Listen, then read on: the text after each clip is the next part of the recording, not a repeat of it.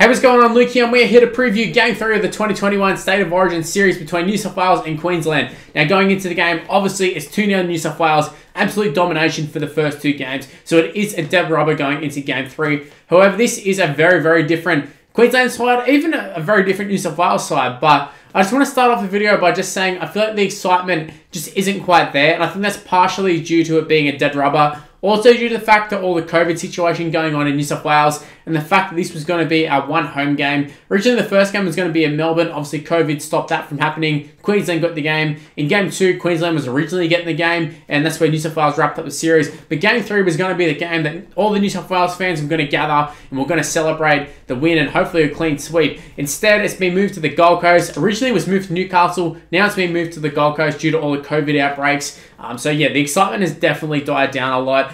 Just going to work, and I work at a bottle shop, so a lot of the talk is always footy, and it just hasn't been a lot of it. Even the NRL, a lot of the excitement's died down. So yeah, going into this video, I just want to say that a lot of the excitement has died down. However, for me, I'm super excited for this game. Regardless of what's happening in everyday life, I always look forward to a State of Origin game. Even last year, though it didn't feel like a sort of State of Origin series because it was at the end of the year, I was still super excited. So I'm very excited for this game. Now, I think this is going to be a lot more competitive this game. The Queensland side, it is quite different. I'm not going to go through all the lineups, but I just want to point out the Queensland side now has Kalyn Ponga in the side. Jai Arrow's obviously pulled out due to the COVID breach, and Thomas Flegler's apparently coming to the side. I think that's a huge downgrade. Now, honestly, I feel like Flegler, he's actually lucky to even being picked in the Broncos side, let alone the Queensland side. So I'm not sure what's going on with that selection, and Jai Arrow, for me, is one of the better forwards of Queensland. Now, the actual forward pack itself for Queensland, I feel like it is quite strong, but you take out Jai Arrow, and it does weaken it quite a lot.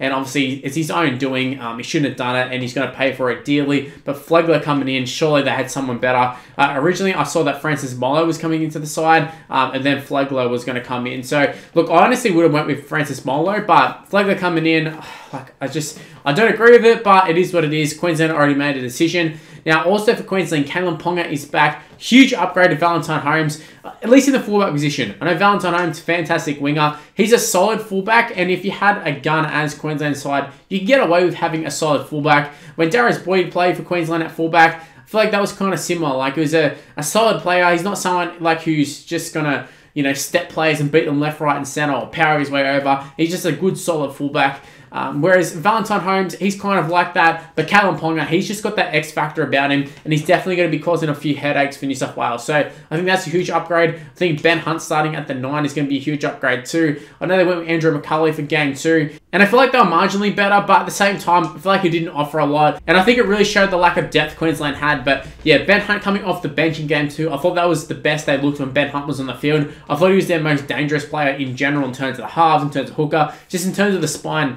I thought he was the most dangerous player. So the fact that he's starting, I think, is a good thing. And he seems to be the player that steps up in Origin period. So I'm happy to see Ben Hunt get the number 9 position. In terms of the rest of the side, though, it's fairly similar. The back line, Val Holmes moves to the wing. I think that's a good thing. I think Valentine Holmes is a fantastic winger. He's one of those guys who chews up a lot of meters. He can finish really well. So if there's ever a spot, like they've got the hammer in the center position, he's going to be a danger. Maybe his defense not that great, but he's going to be a danger with the ball, and I can't say the same for Kurt Capewell. Speaking of Kurt Capewell, he's moving into the back row. So there are a lot of changes for the Queensland side, and I think they're good changes. I think they're changes that needed to happen. Whereas the New South Wales side, obviously, ideally, you don't want to make any changes, but Nathan Cleary and Jerome Maguire, both the Penrith halves have been ruled out, and they're going to be out for quite some time. Even for Penrith, that's not a good sign. So, in terms of New South Wales side, the new halves pairing, Mitchell Moses and Jack Wighton. I've had myself say a fair bit about the halves combination. I've talked about how I think Mitchell Moses is a flat track bully. I'll talk about it a lot when I talk about the Eels. And that's how I truly feel about Mitchell Moses. When things are going well for the Eels,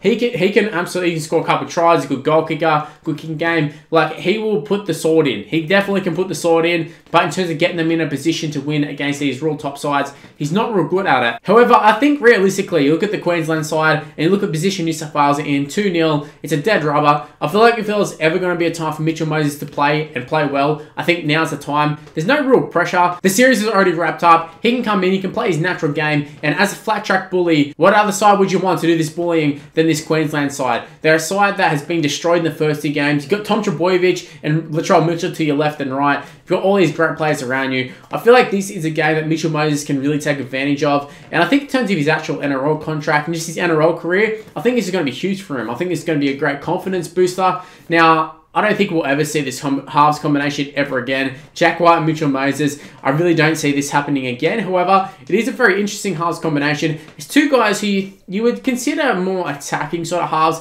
Jack Wighton is a guy who plays 5'8", but I would say he's a runner of the ball. He's not really a playmaker. He wears the number 6, but he's a guy who's at his best. He just grabs the ball and he hits the holes and he hits the line and he takes on the defense and he causes a lot of mischief. Whereas Mitchell Moses, I wouldn't even really, he does do organising, but I wouldn't say he's this fantastic organiser. He's a guy who also takes on the line, and when he's at his best, he's small, he's nippy, he's hard to tackle, he's quick, he's a great support player. I think he's kind of similar to Nathan Cleary, but he's also not similar at all. Look, I'm interested to see how they go. I don't necessarily have an opinion on whether they're going to be good or bad. Now, I think they're going to be a downgrade on Cleary and Luai. They're a club combination, so it's just bound to happen. There's always going to be a lot of cohesion there. And also, I know there's going to be a lot of talk about, oh, well, they should have picked Adam Reynolds, they should have picked Cody Walker. But at the end of the day, this is a dead rubber. If New South Wales were to lose this game, yes, it would be nice to get the 3-0. And I do think it's going to happen, but it's not the end of the world if they don't get it. They wrapped up the series in dominating fashion. Now, obviously, I feel like it would tarnish the series a little bit if Queensland were to get the victory, but 3 games in Queensland, it's something that's never happened before. And even in general, just the whole COVID situation is something that isn't normal. It's something that the players aren't familiar with. And the fact that New South Wales have come out and been so dominant in the first 2 games, I think even if Queensland won this one, I think it wouldn't really tarnish the series too much. Now, do I think it's going to happen? No, but I'm just saying if it did happen, I wouldn't really care too much. End of the day, New South Wales won the series. And after last year's embarrassment, I'll take a series win. But the 3-0, it would be very, very special. And I think it's going to happen. You got Latrell Mitchell in the form of his life. You've got Tom Trbojevic in the form of maybe anyone's lives. He's absolutely killing it at the moment. For Manly, for New South Wales, for everybody. You've got a halves combination who, you know, yes, they're inexperienced and they haven't really played together, but they could come out and they could be the perfect halves combination, especially for the Blues. They've got lots of big bobbers. They've got guys who get a lot of momentum. And New South Wales, when they get the momentum, they're hard to stop. All Mitchell Moses and Jack Wighton need to do is get the ball to Latrell Mitchell and Tom Trbojevic, and I think they'll be okay. Now, the Queensland side, yes, it is better, but I still think New South Wales side is significantly better on paper, and not only on paper, but on the field. So, I think New South Wales are going to win this one. In terms of a scoreline, I feel like it will be a lot closer, but just because I say it's close, it doesn't mean it's going to be a 1-12. With how the other games are gone, New South Wales have absolutely destroyed Queensland. It's been a 13+, and it's well and truly been a 13+. In fact, it's been like a 20+. Queensland couldn't even score last game. So I think Queensland will score a try. I think they will score. But I think New South Wales is going to score a lot of tries. So I can see New South Wales winning this one 13+. In terms of man of the match, I'm just going to, off the top of my head, I'm going to go with Latrell Mitchell. I think he had a brilliant game last game, and I think a lot of the plays he made were turning points in the game. Queensland started off pretty hot, and I think they will start off pretty hot this game. I think they'll try and match it with the New South Wales forwards, but I think once the backs get involved, I think they'll really take over. And the Queensland side, they do have the hammer in there. They've got Gagai. They do have some pretty good backs, but they're still not up to scratch with New South Wales. And even with Kalyn Ponga coming in, you match him up against Tedesco, and I'd still take Tedesco every single time. So even with Kalyn Ponga coming in, who's arguably their best player, I'd still say New South Wales have a better player in that position. So it just shows you the depth and just the quality of the New South Wales side in general. The fact that Queensland are bringing in Kalyn Ponga, and I still think, yeah, it's a good inclusion, but they're still not going to win this one. So, yeah, look, I'm going to pick New South Wales 13+. First try scorer, I'm actually going to go to Brian To'o. I picked him for the second game. It didn't happen, so I'm expecting it to happen this game because I'm sort of not expecting it. So I'm sort of going for, not a roughie, but last game I thought he was a sure thing to score a try. He didn't score at all, so I'm going to go for him to be first try scorer because I'm not putting any money on it. So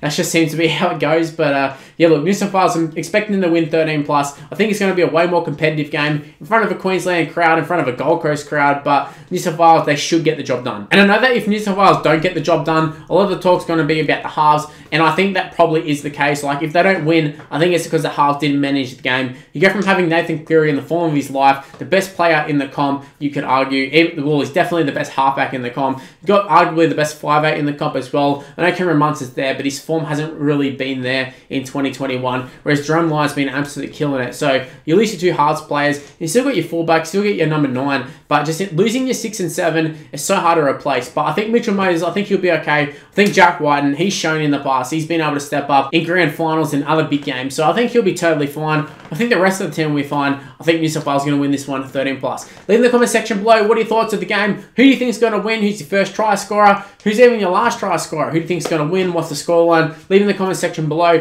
Do you rate my tips? Do you rate my preview? Like I said, let me know in the comment section below. Anyways, if you happen to enjoy this video, make sure you go ahead and smash the like button and subscribe to the channel if you're new around here. Also, make sure to turn on the notification bell. It is super important in terms of if you're actually seeing these videos. Don't rely on the sub boxes. Use the notification bell. Also, give me a follow on social media. It's on the screen right now. It's Mr. Luke and YT for the most part. I've actually made a TikTok too. It's just Mr. Luke and YT. Same as what you're already seeing on the screen. So go ahead and give me a follow on that. Give me a follow on Facebook. It's just Mr. Luke. But yeah, that's all I've got to say for this video. Stay tuned for more content on the channel. I've been uploading a hell of a lot. So, like I said, stay tuned for more content. Not just State of Origin stuff, but just rugby league content in general. So stay tuned for it, and I'll see you in the next one. See yous!